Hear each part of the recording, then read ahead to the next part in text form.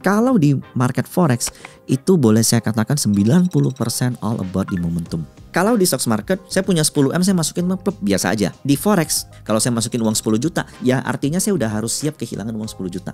Tapi menariknya dari 10 juta ini itu bisa berkembang jadi 50 juta, 100 juta or even bigger. Dan jangan pernah mendewakan salah satu metode. Jadi kita harus selalu develop. Nggak ada yang namanya invest kemudian tinggal tidur. Nggak ada seperti itu. Guys, balik lagi di podcast MFX bersama saya dan hari ini ditemani oleh tamu spesial Ko M ya. Halo Ko. Halo Mas Albar. Gimana nih kabar, baik? Baik. Nah, buat teman-teman, di bulan Juni nanti MFX akan bekerja sama bareng Ko MY buat sebuah bootcamp intensif belajar forex selama 1 bulan. Kalian juga akan diundang ke sebuah grup eksklusif di mana kalian bisa mendapatkan weekly insight, daily insight langsung dari Ko MY. Kalau kalian punya pertanyaan, kalian juga bisa langsung tanya di grup tersebut. Selain itu, kalian juga akan mendapatkan live trading setiap minggunya bareng Ko MY. Gak cuma itu, kalian juga akan mendapatkan video edukasi eksklusif di mana kalian bisa langsung belajar strategi tradingnya Ko MY itu seperti apa. Caranya gampang banget. Kalian tinggal buka akun menggunakan kode di bawah ini dan deposit minimal 500.000 aja. Untuk lebih lengkap gimana cara join bootcampnya, langsung aja lihat di kolom deskripsi atau lihat penjelasan yang ada di pin komen. Oke, mungkin langsung aja pertanyaan pertama aku nih. Nah, Ko MY sendiri kan sebenarnya udah 13 tahun di pasar saham. Aku penasarannya adalah apa sih hal yang pertama kali membuat Ko MY masuk ke pasar saham? Jadi aku itu punya usaha penyewaan mobil. Nah di sela-sela waktuku itu aku ngumpul sama temen nih. Kayak biasa lah ya anak masih umur 20-an ngumpul sama temen. Nah tiap ngumpul mereka semua itu selalu main game. Selalu main game. Pagi ngumpul main game, siang main game, sore main game, malam bahkan begitu nggak ngumpul mereka di rumah subuh itu mereka masih online untuk main game. Nah aku merasa saat itu kalau aku ikutan mereka nggak ada ujungnya nih. Gue mau jadi apa kalau gue main game terus, meskipun pada akhirnya gue sebenarnya teori itu salah. Saat ini banyak banget gamer yang jadi streamer dan sukses. Cuman saat itu belum ada. Nah itu yang ngebuat wah gue nggak bisa nih, gue harus ngelakuin something yang different nih. Nah pada akhirnya gue terjun ke dunia saham karena bagi gue dengan berinvestasi itu sama, uang itu sama dengan karakter gitu loh. Nah, uang itu dengan karakter game, jadi gamer dengan trader menurutku itu punya kesamaan. Nah itu yang memutuskan aku. Tapi kalau kamu jadi trader, kamu berinvestasi, ujungnya kelihatan nih jadi apa gitu loh. Kalau jadi gamer mentok-mentok jadi apa sih? Nah gitu. Oke, mungkin yang buat aku penasaran nih kan tadi artinya dimulai awalnya dari sebuah kegelisahan ya. Bener. Kayak merasa nge-stuck, kayaknya butuh menghasilkan sesuatu yang lebih gitu ya. Bener. Tapi kan dari berbagai macam hal yang bisa dilakukan, ada orang bisa melakukan bisnis atau cari kerja tambahan.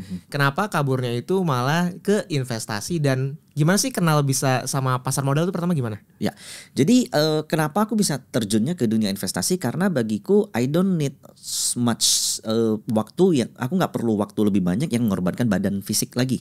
Oke. Gue jualan online aja gue masih perlu packing, ya kan? Gue jualan online gue masih urus pajak. Ya, gue jualan online gue masih mesti datang barang, mesti lakukan audit segala macam, even pun judulnya online, tapi honestly harus ngorbanin banyak fisik. Sementara bisnisku saat itu memang udah cukup nguras fisik. Nah that's why aku masuk ke investasi, karena bagiku all you need is maintain your emotion, all you need is maintain your money. Nah pada akhirnya itulah yang memutuskan gue terjun ke wah ini dunia paling cocok nih gitu. Oke, pastinya kan pas pertama kali terjun ke pasar modal kan biasa cerita orang tidak semulus itu. Banyak banget yang mulai pasti nggak langsung nih bisa langsung menghasilkan profit yang luar biasa kayak gitu kan. Kalau dari Ko MY sendiri pertama kali masuk ke pasar saham tuh waktu itu ceritanya seperti apa sih? Apa perasaannya? Apa yang dilalui waktu itu? Jadi aku masuk tuh kurang lebih tahun 2013. Itu krisis. Itu momen krisis. Jadi aku masuk ke stocks market di saat gak enak banget. Sementara mereka teman-teman banyak yang masuk ke dunia market di COVID itu udah enak gitu loh. Nah ini yang ngebuat aku ngerasa bahwa aku makin menguatkan teori bahwa sesuatu yang dibentuk, diciptakan dari lingkungan yang nyaman itu tidak akan bertahan lama. Nggak sustain ya buat jangka panjang. Sementara kalau sesuatu yang dibentuk dari ketangguhan, dari kegigihan, dari kesulitan, itu akan menciptakan seseorang yang lebih kuat. Nah jadi itu yang ngebuat aku saat ini ngerasa kayak ini kan 2025 nih. Terulang lagi kejadian ketika 2020, 2013, dan 2008. Nah di momen tahun inilah akan banyak trader dan investor-investor tangguh yang muncul. Karena ini adalah momen-momen sulit yang sama dengan krisis-krisis sebelumnya. Ini biasanya yang nantinya bakal jadi matang adalah orang-orang trader-trader, investor-investor yang sudah melewati masa-masa seperti ini. Bener. Dan yang unik nih kalau kita lihat mulainya tadi dari sekitar 2013. Pada masa tersebut aku ingat juga pasti masih banyak, belum begitu banyak tuh kayak edukasi-edukasi yang ada di misalnya YouTube, sosial media lainnya. Nggak ada gitu kan. Nah, aku penasaran di masa tersebut waktu pertama kali belajar, kok OMY ini belajarnya dari mana sih? Kebanyakan ya kalau saat itu ya 2013 ya, bukan cuma saham nih, forex juga nih. Kita harus tahu temen yang memang udah terjun di bidang itu. Kemudian kita kontak, kita coba jalin komunikasi. Syukur-syukur kalau dia mau jelasin. Kalau enggak, kita mesti cari teman yang baru. Nah, sementara sekarang kalau gua buka YouTube, buka Instagram, buka media sosial yang lain, I can find a lot of education yang bahkan gue bisa milih mana yang cocok sama gue gitu. Iya, betul. Itu artinya mendalami pasar modal kira-kira berhasil ibaratnya mendapatkan profit yang konsisten, mulai merasakan menikmati profitnya itu dari tahun 2013 sampai tahun berapa tuh? Berapa tahun bisa akhirnya menikmati investasi yang dilakukan oleh KOMY? Aku bisa mulai konsisten di tahun 2018. 2018? Ya, prosesnya nggak sebentar artinya. Iya, kurang lebih 5 tahun. Kurang lebih 5 tahun. 2018, 2019, COVID hancur lagi. Oke. Tapi luckily di COVID ternyata ada stimulus yang dikeluarkan oleh pemerintah US dan itu ngebuat recovery-nya cepat. Jadi dari 2018 sampai sekarang, puji Tuhan konsisten sampai sekarang. Konsisten sampai sekarang. Ya, setiap tahun portoku selalu bertumbuh, equity-ku selalu bertumbuh. Dan mungkin pertanyaannya nih, kan udah 10 tahun lebih gitu ya di market pasar modal, pasar saham gitu ya. Coba trading forex juga. Itu kenapa akhirnya memutuskan buat melihat pasar lain selain pasar saham gitu? Jadi aku nggak bisa skeptis sama instrumen lain. Pertama, akan ada bagiku ya, uang ini itu akan selalu berputar dari satu tempat ke tempat lain. Betul. Nah, bukan cuma satu wadah, bahkan di stocks market aja itu bisa berputar dari satu sektor ke sektor lain. Kalau seandainya ekonomi lagi mendukung perbankan, itu finance naik semua. Oke. Dan turunan-turunan dari finance naik, tambangnya bisa digeser dulu gitu. Turunan dari finance contohnya kayak properti. Nah, itu bisa ikutan naik. Nah, bagaimana kalau kejadiannya adalah kejadian ekstrim global? Contoh seperti di tahun 2025 ini. Yang naik ternyata adalah emas. Oke. Nah, jadi aku harus mendiversifikasi portofolioku. Aku harus mendiversifikasi resikoku, sehingga kalau seandainya aku masih ngotot menempatkan porsi gede di stocks market, di saat stocks market lagi justru turun bearish, itu ibaratnya aku jadi seorang nelayan pakai kapal kecil ngelawan ombak yang gede. Mendingan aku menepi, coba lihat instrumen yang lain gitu. Oke, artinya sebenarnya dorongannya hal-hal tersebut ya. Dan mulai pertama kali kenal pasar forex saatnya di tahun berapa tuh? Itu di sebelum COVID, 2019-2020. 2019-2020. Nah, pertama kali masuk kan itu bisa dibilang pasar yang sangat berbeda sama pasar saham. Apa yang dirasakan di pasar forex pas pertama kali masuk? Wah, volatilitasnya gila. Volatilitasnya ya. Tapi itulah yang ngebuat aku merasa tertantang, karena dengan volatilitas yang tinggi itu seperti teoriku yang sebelumnya di tahun 2013 bahwa seorang trader, seorang investor yang tangguh itu selalu diciptakan dari tempat yang tidak mudah. Oke. Dan di forex itu merupakan salah satu tempat untuk ngelatih skill, untuk kamu menjadi charting, untuk ngelatih skill manage resiko, ngelatih skill money management. Itu salah satu tempat yang terbaik itu di forex. Dan saat memulai di pasar modal kayak 13 tahun lalu tadi, itu kan pasti mindsetnya tadi tuh, ada dimulai dari kegelisahan, pengen ada perubahan, ada sesuatu yang menghasilkan. Pasti di tahun berikutnya nih, sampai di titik sekarang nih, mindset itu pasti berubah. Sekarang aku jadi penasaran lebih ke goalsnya seorang KOMY ini dalam masuk ke pasar saham, pasar forex itu sebenarnya goals besarnya apa sih? Sebenarnya sama. Sampai saat ini aku punya motivasi atau aku punya pegangan itu adalah ketika kamu berinvestasi itu kamu nggak ngincer jadi kaya, kamu ngincer nggak jadi miskin. Itu menurutku. Jadi kalau kita ngincernya, kalau kita selalu mengkomparasi antara diri kita dengan dunia luar. Contoh ya, saat ini media sosial kan semakin ramai digunakan. Jendela kita yang kalau tiap rumah itu ada sekat, sekarang tuh boleh kukatakan nggak ada sekat lagi. Orang di media sosial kebanyakan ngepost sesuatu yang di luar daripada hal umumnya. Orang pergi liburan tiap bulan, barang-barang fancy yang mereka post, mereka makan makanan luxury segala macam, dan itu ngebuat bagi saya itu suatu keresahan, karena itu bisa ngebuat mungkin saya bisa katakan lebih banyak efek negatifnya daripada efek buruknya. Syukur-syukur kalau kamu bisa ngambil sisi positif dari itu, jadiin motivasi. Tapi kebanyakan pasti jadinya munculnya apa?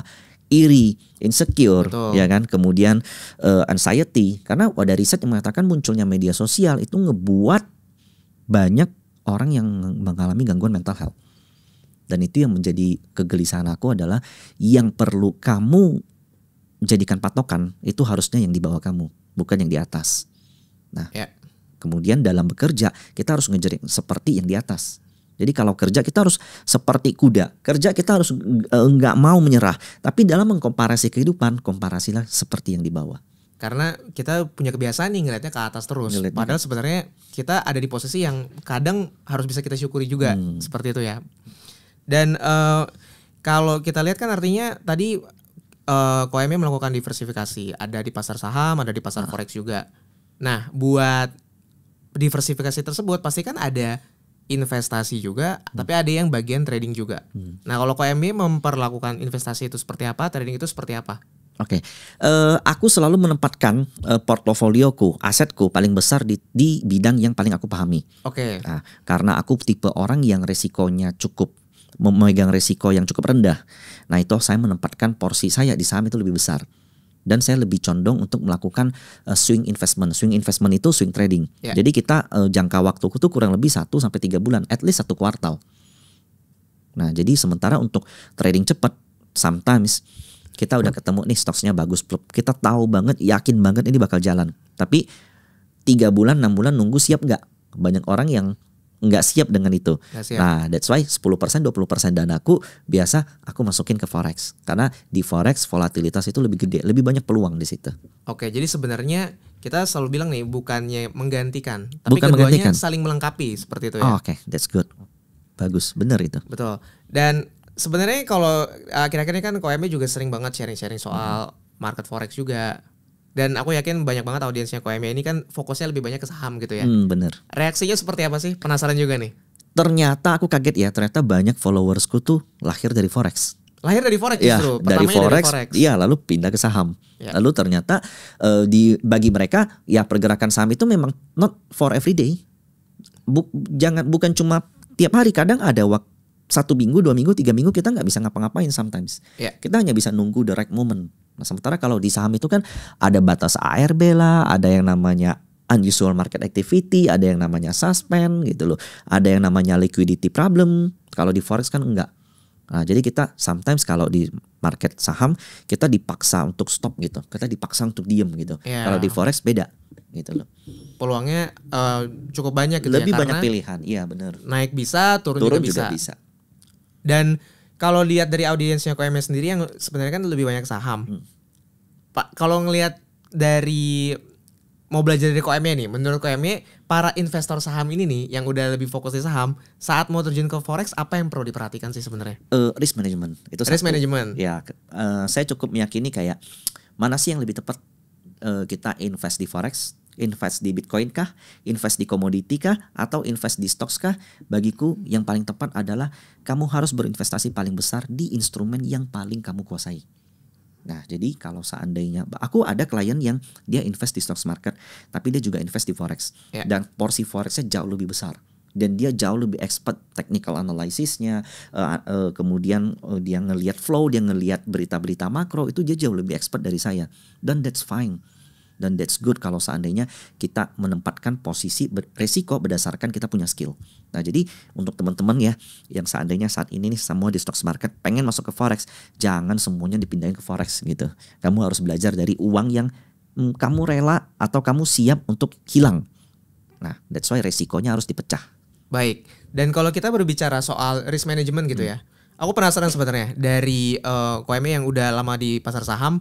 Apakah ada cara mengatur resiko yang berbeda antara pasar saham atau pasar forex? Apakah seorang investor saham begitu masuk ke market forex tuh, wah ternyata sama nih risk manajemennya atau berbeda? Beda banget mas. Banget. Jadi gini, kalau di stocks market saya punya 1M saya masukin plug, saya punya 2M saya masukin plug, saya punya 10M saya masukin plug, biasa aja. Drawdownku kurang lebih adalah 10%. Dari 10M, 10% artinya aku loss maksimal itu 1M. Kalau udah 1M aku bakal stop. Di forex, gua ketika aku melakukan top up, uang itu hilangnya. drawdownnya ya uang itu. Betul. Habis ya habis gitu loh. Kalau saya masukin uang 10 juta, ya artinya saya udah harus siap kehilangan uang 10 juta. Tapi menariknya dari 10 juta ini itu bisa berkembang jadi 50 juta, 100 juta or even bigger. Nah, jadi di forex itu begitu saya ya, kalau saya melakukan top up, ya udah itu hilang, siap-siap aja. Itu resiko yang kamu harus siap untuk hilang. Tapi itu bisa grow bigger sampai di angka yang nggak terbatas. Dan yang unik lagi nih, banyak tuh yang aku dengar cerita teman-teman kadang yang ada yang komen-komen di sosial media MFX juga, itu mereka bermula dari pasar saham gitu, terus nyobain pasar forex, dan mereka masih menggunakan mindset yang mereka gunakan saat investasi di pasar saham. Jadi buy on low, sell on high. Tapi begitu turun nih, mereka kebanyakan kan, wah harganya turun, diskon nih, averaging malah beli gitu kan. Sebenarnya konsep averaging ini di pasar saham, apakah masih cocok kalau kita pakai di pasar forex sebenarnya? Oh, enggak cocok banget. Cocok banget. Jadi kalau di bursa saham kita memang kenal yang namanya valuation. Nah, semakin rendah harga satu saham, jumlah lembar sahamnya tuh nggak berubah. Yang berubah itu cuma value-nya. Yeah. Kalau company-nya tuh nggak berubah, maka semakin murah suatu saham, fundamentalnya nggak berubah, itu memang paling benar adalah lakukan averaging down. Tapi kalau di forex jangan coba-coba, serem gitu loh. Karena kalau di forex dengan volatilitas yang seperti itu, begitu kamu salah posisi, better akuin aja salah posisi, kemudian cut. Nah, kemudian putuskan lagi mau melakukan follow the trend atau mau melakukan posisi lagi tapi di posisi yang jauh, di porsi yang jauh lebih bawah. Jadi either averaging down di bawah, gue better cut lalu ambil posisi lagi deh di bawah pakai uang yang ada gitu loh.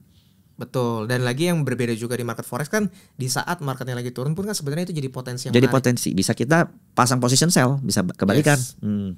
Mungkin kalau dari kacamata KOMY yang di pasar saham iya, pasar forex iya, investasi iya, trading iya, apa sih hal tersulit yang biasa dialami oleh seorang investor saat investasi, dan apa hal tersulit yang dialami seorang trader?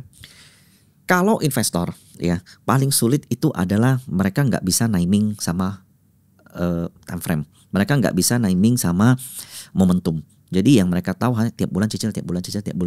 Ya biasa tuh aku juga ngelihat, aku dan teman-teman beberapa tuh pasti, wah tiap kali gajian yang penting gue masukin dulu. Ya sebenarnya gitu kan. Menurutku itu kurang tepat. Justru kurang tepat. Kurang tepat karena bagaimanapun investasi di instrumen pasar modal aja itu udah beresiko. Ya kan? Karena dia beresiko, kamu juga harus mikir yang namanya time frame. Kamu juga harus ngikutin perkembangan dunia global. Kalau memang trennya lagi turun, atau gini deh, coba Mas cicil Nvidia dari ketika dia mulai turun sampai kapanpun, sampai setahun pun mungkin belum tentu balik modal.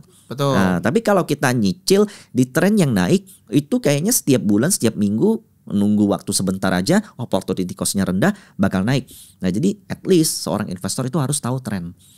Oke. Satu company kamu cocok, kamu pilih satu instrumen, satu komoditi kamu masuk, ya at least kamu tahu trennya. Contohnya emas ini naik, ini kayaknya every correction entry pun no problem.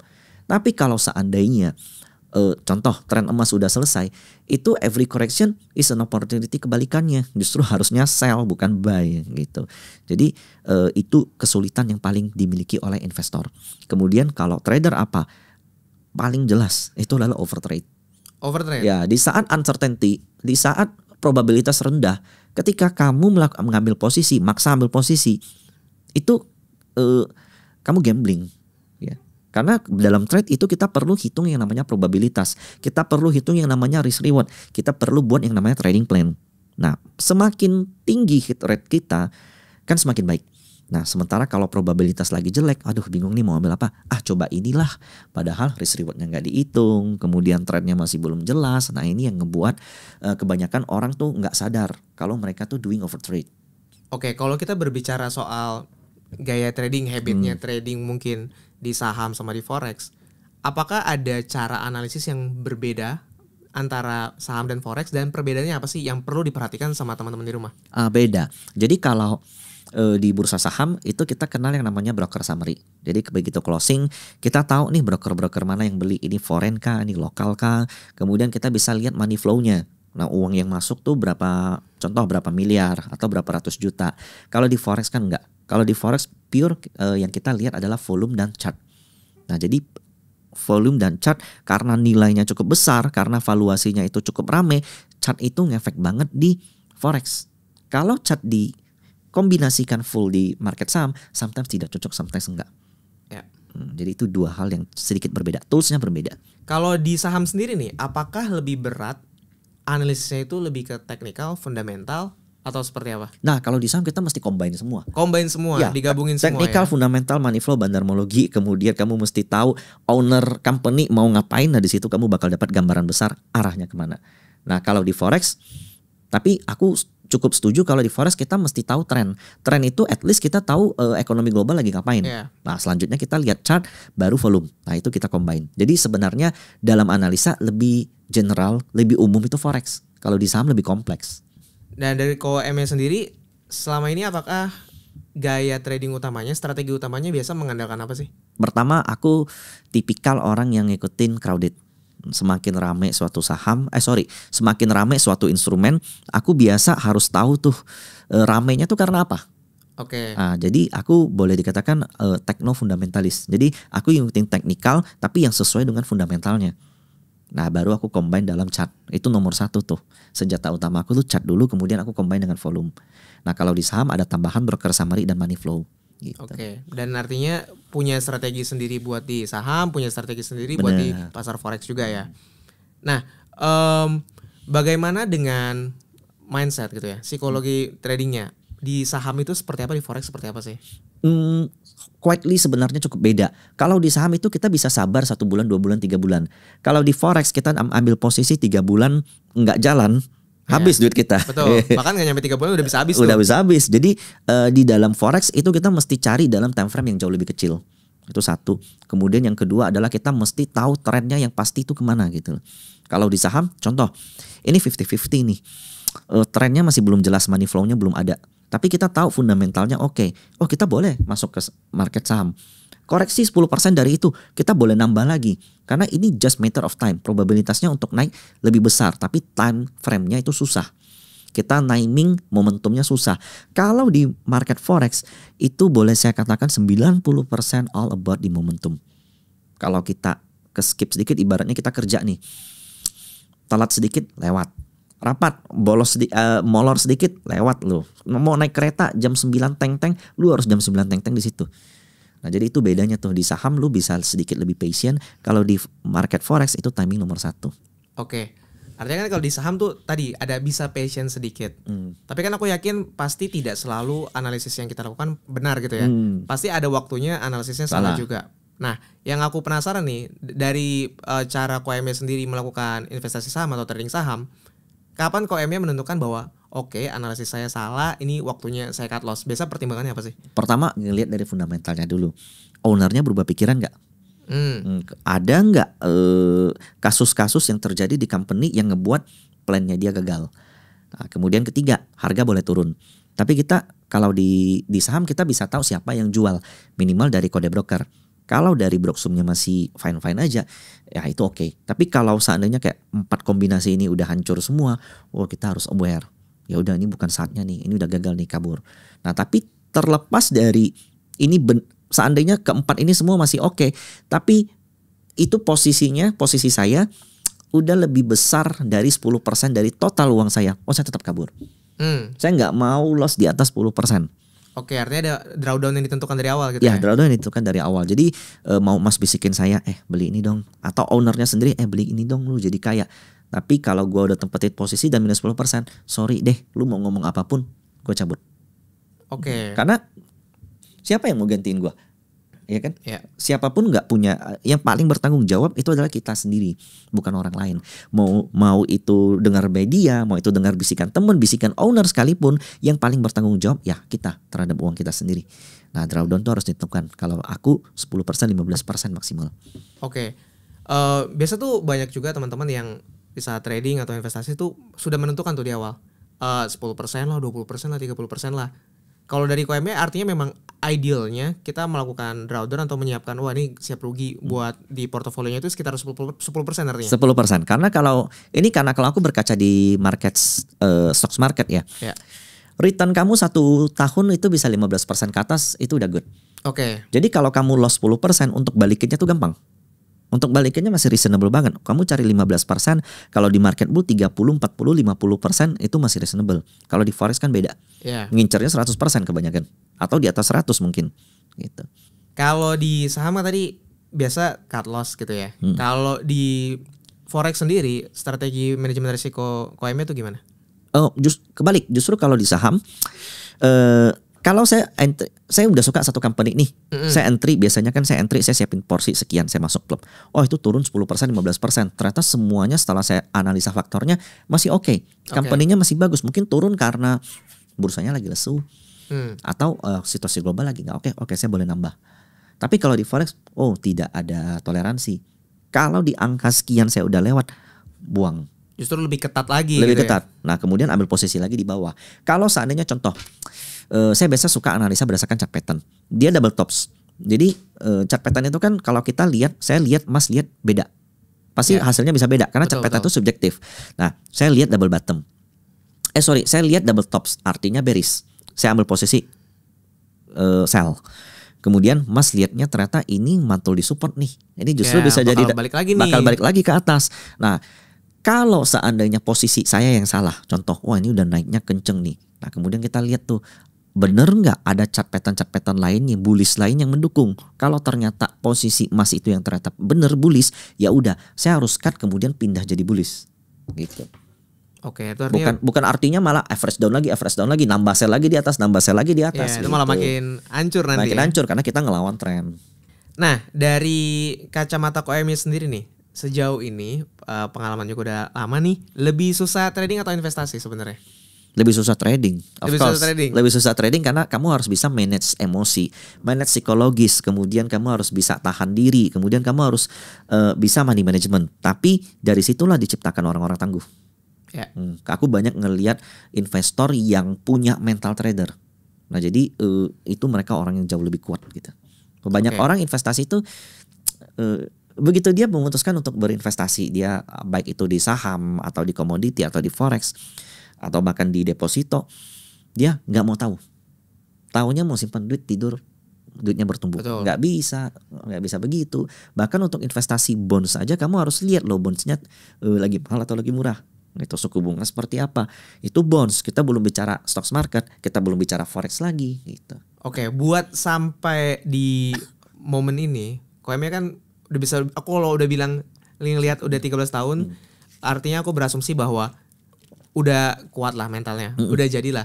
Apa momen yang bikin melatih mental KOM menjadi kuat seperti sekarang? Ada momen yang paling berkesan nggak? Ada nih. Jadi awal-awal COVID, aku kan tampil ke publik. Ya. Karena tampil ke publik, aku jadi banyak kenal orang-orang hebat tuh. Jadi banyak kenal orang-orang gede di belakang layar, yang selama ini di belakang layar. Aku dapat bisikan satu company.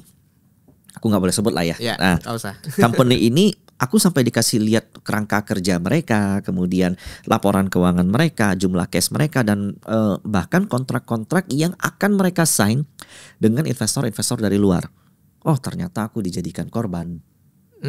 Begitu aku masuk, kemudian aku analisa kelola gitu, plup, jatuh, aku kontak orangnya. Oh, masih fine kok. Aku kontak orang, oh masih fine. Aku kontak, oh masih fine. Tambah lagi ini kesempatan, kita sengaja ngasih lu barang, dia bilang kayak begitu. Tambah. Akhirnya aku rugi kurang lebih 700 juta. Kurang lebih. Dan setelah aku coba cek, ternyata orangnya juga, ownernya sendiri udah jualan. Ownernya jualan sahamnya, aku yang beli gitu loh. Dan ternyata ya itu yang ngebuat aku ngerasa sampai saat ini ya, siapapun yang ngebisikin kita, siapapun yang preferensi kita, tetap tanggung jawab harus di diri kita. Nah, that's why kalau seandainya kamu over bullish terhadap satu saham, biasanya aku ya maksimal masuk setengah dari uangku. Aku punya 1 M. Aku kenal owner deh, atau aku tahu deh perusahaan mau ngapain, aku masuknya maksimal 500 juta. Itu udah gede banget buat aku. 500 juta kalau berhasil naik 100%. Jadi total uangku paling numbuhnya 50%. Dan that's fine for me. Tapi kalau aku loss 500 juta ini 10%, 20%, gue masih punya 800 juta. Hilangnya total cuma 20%. Untuk balikin 20% di market bullish gampang. Tapi kalau kamu masuk semua duit kamu, enggak nyiapin drawdown, minus 80%, 90%, uang kamu sisa 10%. Kamu beggar, itu baru kamu beggar pun baru numbuh, baru 20%, total masih overall minus 80%. Dan itu yang orang-orang nggak sadar di situ. Banyak orang yang aku lihat ya Porto, banyak orang yang kadang konsul sama aku ya, banyak banget minus 70%, minus 80%, minus 90%. Tahu nggak sih kalau uang kamu minus 90%, untuk membalikinnya tuh perlu naik 10 kali lipat. 100% tuh nggak cukup, perlu 1000% gitu loh. Dan itu yang ngebuat saya punya drawdown, batas drawdown yang saya tentukan sendiri, dan bagi saya 10%, 15% that's fine. Itu fair. Kenapa? Karena rata-rata pertumbuhan investasi menurutku 10-15%. Jadi kalau lu minus 10%, untuk balikinnya masih gampang. Kalau minus 90%, nanya sama saya harus gimana? Saya ngomong kerja aja deh, cari duit lebih banyak, mulai baru. Itu kan tadi artinya salah satu pengalaman buruk lah ya. Tapi aku juga pernah dengar bahwa tapi aku nggak paham juga nih ya, makanya aku bertanya sama KM, apakah memang sebenarnya di saham itu, market saham itu rentan ibaratnya manipulasi seperti itu? Oh, iya. Jadi mungkin kalau di market forex karena volumenya terlalu besar, yang ngikutin itu satu dunia, kita mau lakukan manipulasi pun buat apa? Paling kita hanya bisa ciptain narasi. Nah, kalau di bursa saham karena volume itu kecil, saya dan Mas beli aja itu bisa ngegerakin harga market. Nah, saham yang boleh dikatakan satu hari transaksinya cuma 10 juta, 5 juta, bisa saya buat jadi 100 miliar. Dan saya bisa ngebuat semua mata mandang saham saya padahal saham saya isinya kosong. Jadi memang di stock market itu rawan manipulasi. Dan ini memang terjadi bukan cuma di Indonesia, di hampir seluruh bursa.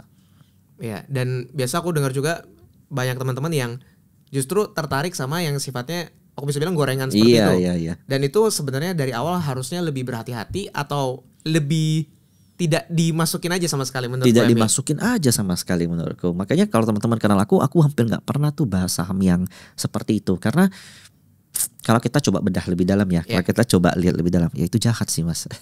Itu jahat sih, itu jelas-jelas kayak pertama owner own di company 80% sampai 90%. Yang di masyarakat itu cuma 10%. 10% ini kalau mau dinaikin, mau beggar, mau 2 beggar, 3 beggar, that's so easy. Begitu dia udah naik 2, 3, 4 kali lipat, yang 90% ini value-nya naik gak? Naik. Kalau yang 10% ini naik 3 kali lipat, 90% ini naik 3 kali lipat juga. Begitu itu udah di atas, selama rame, owner bisa jual dengan, boleh saya katakan dengan supply yang unlimited. Nah kalau di market forex kan tidak seperti itu. Siapa yang paling banyak pegang emas sekarang? Mungkin China, Amerika. Mungkin Jepang itu juga punya emas banyak. Mereka harus beli dulu untuk bisa jual. Nah, tapi kalau di stock market, begitu satu company melakukan IPO, boleh dikatakan owner itu yang punya barangnya paling banyak. Nah, itu rawan manipulasi terjadi seperti di celahnya di situ. Oke, dan biasa aku yakin yang kena itu adalah yang pengen cari profit dan cuan secara instan, cepat gitu ya. Iya. Kalau di forex sendiri tuh sering banget tuh, aku nemuin trader-trader atau orang yang pertama kali masuk langsung ke trading tuh mengejar profit secara cepat, secara instan seperti itu. Dan yang bisa dibilang mereka masuk ke market forex dalam mindset bahwa mereka sebenarnya merasa trading tapi sebenarnya gambler gitu ya. Nah, yang aku penasaran di saham sendiri, pasar saham kan itu memang sebenarnya dari awal sudah punya mindset yang lebih long term, betul kan? Banyak yang beli hold dan secara lama. Apakah masih menemukan banyak orang yang masuk ke pasar saham dengan mindset gambler seperti itu? Banyak. Tetap banyak. Masih banyak, tetap banyak. Karena bagiku judi ini ya, gambling ini ya, itu udah ada sejak zaman Nabi.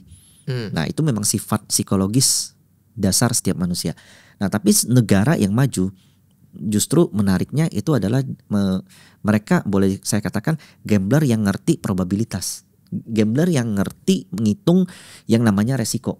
Dan itu yang ngebuat orang maju. Dan itulah tugas bagi saya ya. Saya punya visi misi itu untuk ngebuat orang Indonesia ini begitu masuk ke dalam suatu instrumen investasi, mereka bisa ngitung probabilitas. Dan itu aku punya visi misi yang menurutku cukup panjang ke arah situ.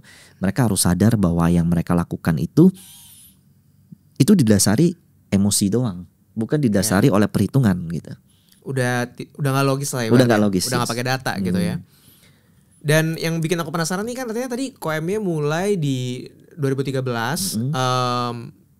Kenapa akhirnya memutuskan buat sharing-sharing insight ilmu-ilmunya di sosial media?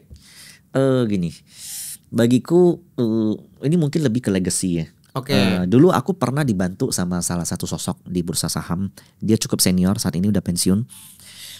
dia ngajarin aku semuanya gratis. Karena dia ngelihat keaktifan aku, dia ngelihat antusiasme aku di dalam satu grup. Begitu aku muncul pertanyaan, aku tuh sering dicuekin tuh sama owner group, sering dicuekin sama yang senior, sering dicuekin juga sama yang profesional di situ. Nah dianya baik, ngejapri aku bilang kamu salah nanyanya aja salah gitu. Dijelasin sesuatu dan aku ngerasa wow ternyata seperti ini. Kemudian aku ngebuat sebuah account dan akhirnya aku dikenal dengan nama Michael Yo. Nah account ini Michael Yo aku gunakan sebagai wadah aku untuk menuangkan pokok pikiran aku. Dan itu sampai terciptalah ebook kita. Kemudian terciptalah banyak banget teori-teori seperti indikator-indikator money flow, kemudian MYCD. Nah itu yang aku develop terus sampai saat ini. Karena dulu ya awal-awal COVID 2020 itu TA terkenal banget. Nah 2021 Broksum terkenal banget. Nah sekarang money flow yang terkenal banget. Jadi akan selalu ada ilmu baru di market yang ngebuat kita akan selalu terus nggak pernah berhenti belajar. Jadi buat orang yang bilang wah aku udah senior, udah enak, udah santai, enggak ada seperti itu. Ilmu yang tercipta 5 tahun lalu belum tentu tahun ini bisa dipakai. Bahkan ilmu yang tercipta 1 bulan lalu belum tentu bulan ini bisa dipakai. Ya artinya bahkan KOM-nya sampai sekarang pun masih tetap belajar ngelihat ilmu-ilmu baru terus gitu. Bener. Ya. Moga-moga ada ebook kedua nih Money Flow. Nah menarik. Dan mungkin dari pengalaman sepanjang ini kita lihat tadi ada investor, ada trader juga. Apa faktor yang membuat seorang investor itu berhasil dan apa yang membuat seorang trader itu berhasil? Ya, jadi gini, aku gabung ya investor dan trader. Oke, digabung. Bagiku sama. Jadi psikologis manusia begitu takut kehilangan 5% profit. Begitu takut loss 5%, dia juga bakal takut kehilangan profitnya 5%. Ujung-ujung kebanyakan 50-50. Setiap posisi win rate kita kurang lebih berapa sih? Let's say paling standar 50-50. Kamu ambil satu posisi loss 5%. Takut nih buang stop loss. Kamu dapat satu posisi profit udah 5%. Kamu takut juga kehilangan 5% ini pasti. Karena yang kamu bayangkan 5% ini uangnya gitu. Contoh kamu masuk 100 juta. Minus 5 juta kamu takut 5 juta nih biaya bulanan gue nih. Atau angsuran mobil gue nih. Akhirnya kamu tutup posisi. Begitu dia plus 5 juta. Wah 5 juta bisa bayar cicilan mobilku nih. Kalau turun hilang nih. Habis itu tutup posisi. Ujung-ujung padahal trennya naik. Dari 100 juta ini kalau kita nggak beli mungkin bisa jadi 150 juta. Ujung-ujung tahu gitu gua hold. Pasti ada tuh omongan kayak begitu tuh. Pasti setelah lewat baru ngomong-ngomong baru seperti nyesal itu. Setelah aku kalau aku nggak jual sekarang udah sekian. Dan itu akan selalu terulang dan kamu akan selalu stuck di situ. Nah jadi yang perlu kamu lakukan itu adalah begitu kamu ambil posisi dan kamu yakin itu untuk long term dan itu targetnya tuh bisa naik. Kamu jaga loss di bawah, kemudian begitu dia naik, tinggal lakukan trailing stop. Selesai. Jangan membatasi diri kamu harus taking profit di sekian, harus taking profit di sekian. Selama dia bisa masih naik, why not? Gitu loh. Contoh gold, siapa yang nyangka bisa di angka 2 juta sekarang? Betul. Kalau kamu targetin 1.500.000 untuk tahun lalu, itu udah wow 1.500.000. Ternyata nembus 2 juta. Dan bahkan bukan nggak mungkin tahun depan 3 juta. Kalau kamu membatasi diri kamu, 2 juta udah gede deh cukup, TP. Nanti begitu naik ke 2.500.000 pengen beli lagi. Udah pernah cuan dari gold nih, masa gue nggak bisa sih 2.500.000 masuk tuh 2.500.000 ujung-ujung rugi. Kebanyakan begitu kan. Betul. Pasti berputar-putar di situ aja. Balik lagi psikologinya lagi ya. Kena di mentalnya lagi. Dan mungkin buat teman-teman yang nggak tahu, kita di bulan Juni nanti akan berencana bareng KOMY bikin sebuah bootcamp, satu grup komunitas yang pertama kali KOMY bikin grup komunitas Forex bareng MFX juga kali ini. Dan mungkin bisa dikasih bocoran sedikit kok. Kira-kira di bootcamp ini, di grup ini kita bakal dapat apa aja sih? Pertama kita akan membahas lebih detail tentang e-bookku. Kemudian kita akan mengikuti berita-berita yang ada di luar. Dan yang paling seru itu adalah kita ada live trading tiap minggu. Live trading setiap minggu? Yes. Oke. Nah kemudian kita bakal mempraktekkan cara-cara melakukan money management, cara menganalisa. Kemudian kalau kita lagi loss kita harus ngapain, gimana cara balikinnya gitu. Betul, dan ini bootcampnya intensif selama 1 bulan. Dan kalian buat ikutan bootcamp ini caranya gampang banget. Tinggal buka akun menggunakan kode promo. dan deposit minimal 500.000 aja, nanti kalian akan dapat undangan ke grup komunitas Forex-nya bareng KOMY. Jadi bisa intensif tuh kok ya, kalau punya pertanyaan bisa tanya di grup tersebut, bisa belajar bareng selama 1 bulan. 1 bulan, jangan lebih ya. Jangan lebih. Makin botak nanti. Mungkin buat pembahasan kita hari ini kok sampai segitu aja. Udah banyak banget insight menarik yang mungkin teman-teman yang udah biasa nonton MFX yang belum begitu mengenal pasar saham itu juga jadi tahu nih, oh ternyata pasar saham seperti itu. Dan aku harap juga teman-teman yang dari pasar saham nonton video ini juga jadi semakin kenal lagi nih, oh pasar forex tuh seperti ini. Mungkin dari KOMY ada kata-kata terakhir atau gimana? Nah, bagiku buat teman-teman yang mau terjun di dunia forex, ingat resiko dari dunia di market forex itu lebih besar daripada market saham. Nah, so teman-teman harus selalu menyiapkan drawdown masing-masing. Nah, kalau aku drawdownnya adalah 10% dari capitalku. Kalau teman-teman pengen lebih silakan. Tapi ingat, jangan pernah berhenti belajar. Dan jangan pernah mendewakan salah satu metode. Bukan gak mungkin metode yang ada yang udah kita pelajarin 1-2 tahun lalu masih bisa dipakai sekarang. Jadi kita harus selalu develop. Gak ada yang namanya invest kemudian tinggal tidur. Gak ada seperti itu. Oke, thank you banget KOMY udah nemenin podcast MFX hari ini. Nah, teman-teman pastiin supaya nggak ketinggalan video-video kita lainnya, subscribe di YouTube MFX. Dan kalau kalian punya pertanyaan, langsung aja komen di video ini. Nah, buat teman-teman yang mau ikutan bootcampnya KOMY, pastiin kalian udah buka akun live, deposit minimal 500.000 menggunakan kode promo yang ada di kolom deskripsi dan di pin komen video ini. Oke, thank you, bye-bye.